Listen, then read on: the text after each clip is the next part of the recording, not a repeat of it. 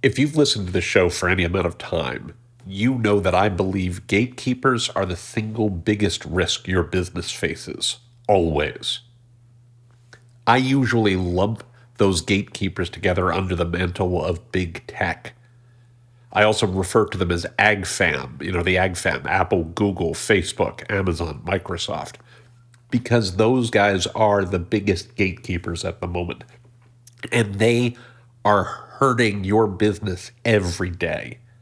They're far from the only ones. In travel, you've got Booking.com and Expedia. In entertainment, you've got Netflix and Spotify and Live Nation and YouTube, and so on. Every industry has gatekeepers. The job of those gatekeepers is to build a wall between you and your customers and control the only gates that let those customers through. They then charge you a fee, a toll, a tax every single time they let someone through. Always. That's their whole business model. And yes, some of them are facing antitrust investigations and regulatory oversight and the like. I would argue, though, that they're mostly holding their own in those cases. Even Google's recent antitrust lawsuit is going to need until next year, next August, before the penalty phase, after which they're going to appeal. They're going to fight this all the way that they can, all the way to the Supreme Court, because they can't afford not to. Their entire business depends upon being able to charge a toll, to charge a tax to you for every customer they let through.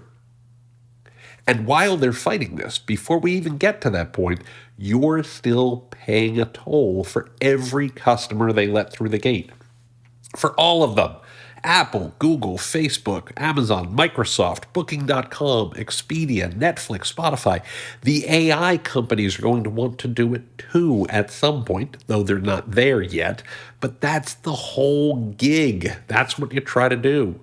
Ben Thompson refers to it as aggregation theory. You aggregate demand, and then you control who you let it pass through to, and the people you let it pass through to are people like you. So what can you do about it? How can you compete in this environment, especially as a smaller company? Well, that's the subject of a prior episode, which I'm going to repost for you right now, all about digital gatekeepers, the death of organic traffic, and what you can do about it. I hope you give it a listen, and I hope you enjoy it.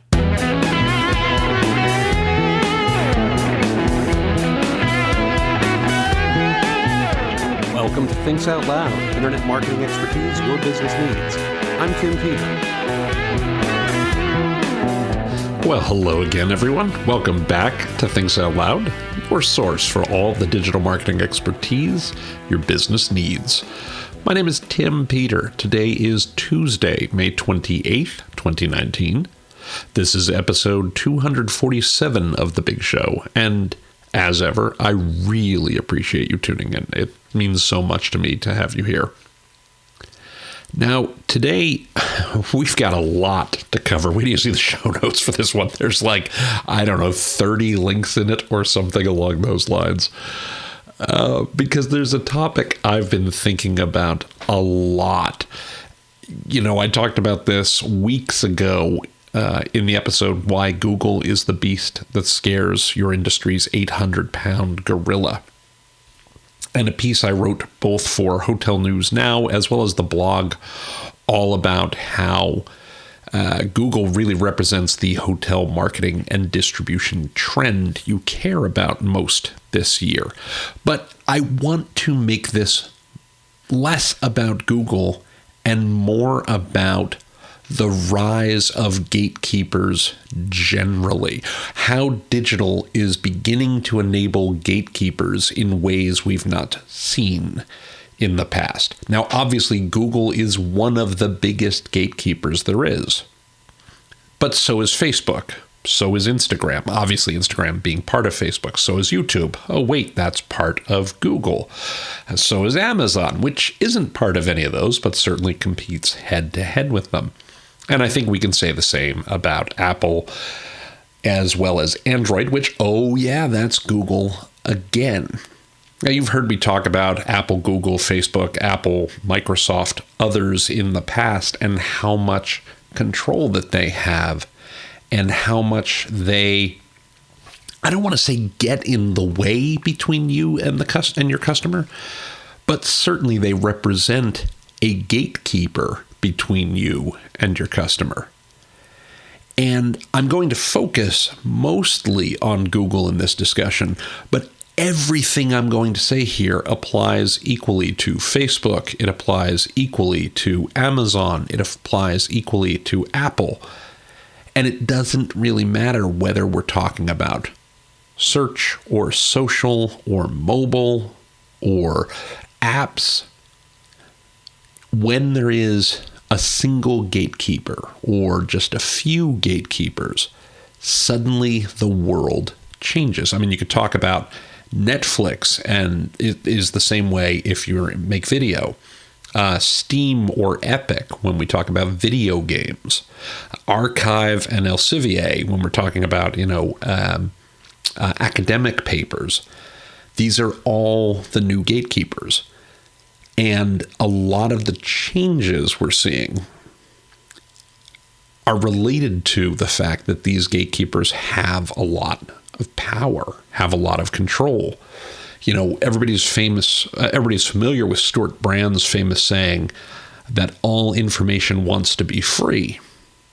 But it seems increasingly like we have to turn that saying on its head and say, does all information want a paywall? If you think about it, even Google's ads are a paywall of a kind. So I'm going to kind of break this down for you, and I think why this is so important.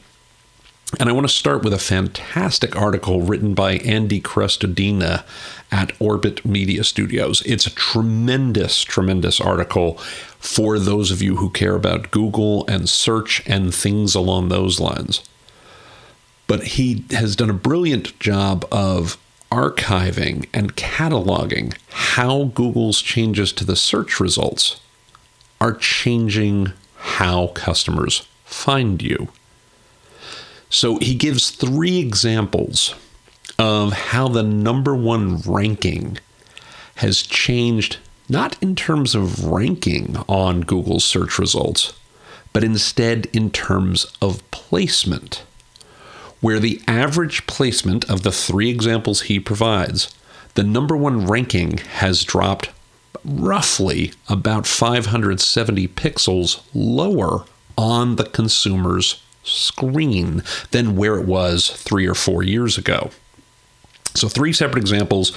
It doesn't matter where it was placed. These were all number 1, but number 1 moved from being somewhere around 350 pixels on the screen, 350 pixels from the top, to being roughly about 920 pixels from the top on the screen. As he says brilliantly, rankings are durable, placement is not. Now, what's causing the drop? Well, the fact that Google has added maps and ads, other Google features like related questions, featured snippets, videos, and so on, where what you're seeing is we just keep getting pushed lower in organic terms in favor of either other organic types of media, maps, featured snippets, etc., or paid media like ads, or as we're starting to see, there's a tremendous article about this on Search Engine Land, things like ads for my business listings or ads on maps. And I'm going to link to these in the show notes, various examples of these. Now, this shouldn't come as any surprise to you. Again, this is something I've been talking about going back a long, long ways. I'll put some links in the show notes dating back to, I think, 2011, a BizNology article that talks about whose brand does Google want to build, which, of course, the brand they really want to build is Google. And this one just struck me as funny given the topic of today's show, titled, "Should Marketers Really Trust Google in 2014?" And if I could read one quick excerpt from that post. I'd written at the time that these changes effectively reduce your opportunities to get in front of customers via organic search, RSS feeds, and email. These were changes to Google Reader, Google changes to Gmail, etc. But I also said at the time, now none of this is evil. Facebook, LinkedIn, Twitter, and Google all have a right to do whatever they believe is best for their business. And as public companies, one could argue, have a responsibility to their shareholders to increase revenues and profits however they're able. So this isn't new. This shouldn't come as a surprise. This is something that's been ongoing for years. The oldest post I'm linking to today goes back to April of 2011. So this really shouldn't come as a shock to you. But what's increasingly important is the fact that Google has made more and more changes that make it more and more difficult for you to show up in front of your customers when you want, quote unquote, for free. And you're going to see your costs rise.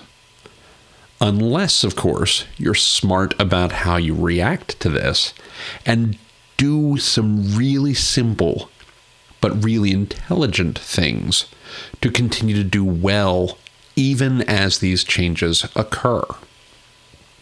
So a few things I want to talk about that you can do to adapt to this reality. The first is pay attention to how your customers react to the changing marketplace. Pay really close attention to where your traffic comes from on your site.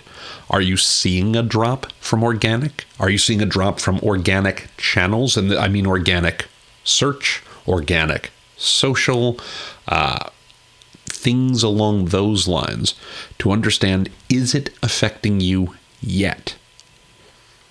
In all likelihood, it is.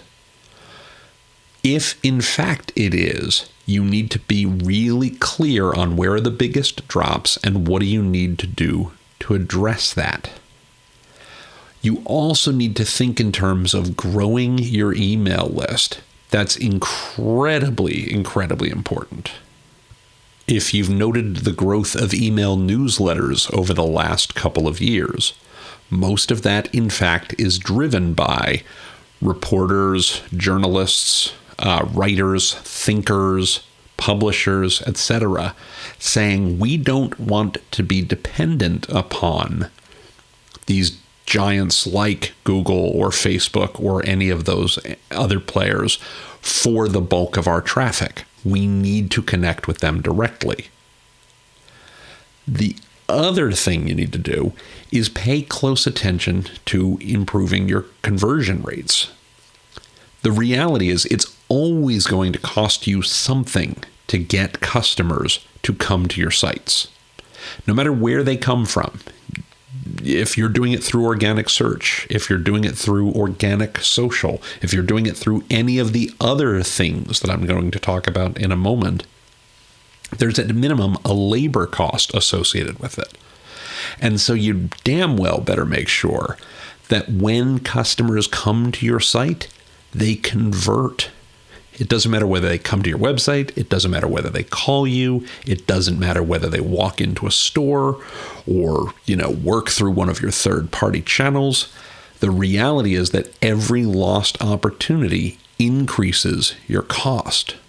So you want to take a close look at where those customers come from and how effective you are at turning those direct contacts into action, into revenues, and into profits. You really want to work on improving those results so you continue to get the best return on your spend. You also want to look at ways to unleash what I've always referred to as your secret sales force. And what I mean by your secret sales force are your best customers. How do you turn your customers into advocates for your business? It's one of the reasons why customer experience is queen is a constant mantra of mine. It's all about helping customers have a great story to tell, how you can get them to participate in the creation of a positive brand story for you and share with their friends and family and fans and followers, whether it's via email or social or texting or just talking to them on the street about how much they like working with you to build your business. You can also look at building a dedicated referral program or an advocacy program for your business to engage that secret sales force even more effectively. And when we're talking about our secret sales force, another portion you want to consider are your employees. Look at how you can engage your employees in addition to your customers in telling that positive brand story. There are tools like LinkedIn Elevate for building those employee engagement programs and are well worth taking a look at. And of course, the other thing you need to do is look at applying agile or lean practices to your business. We're in a rapidly changing environment. That's not something that's going to change anytime soon. I've talked about how speed is the biggest change we've seen in marketing, and it doesn't look like it's going to slow down anytime soon. So the best response isn't necessarily to just anticipate every possible change, but instead to learn how to quickly respond, even if you're anticipating, because maybe you don't always get it right. And so when we talk about things like Agile or Lean or Scrum or other IT development methodologies that have become fairly popular over the last bunch of years, those also work for digital marketers and digital strategists and can help you adapt more easily, more efficiently, and more effectively. That's incredibly important. And of course, the last thing you need to do is keep learning.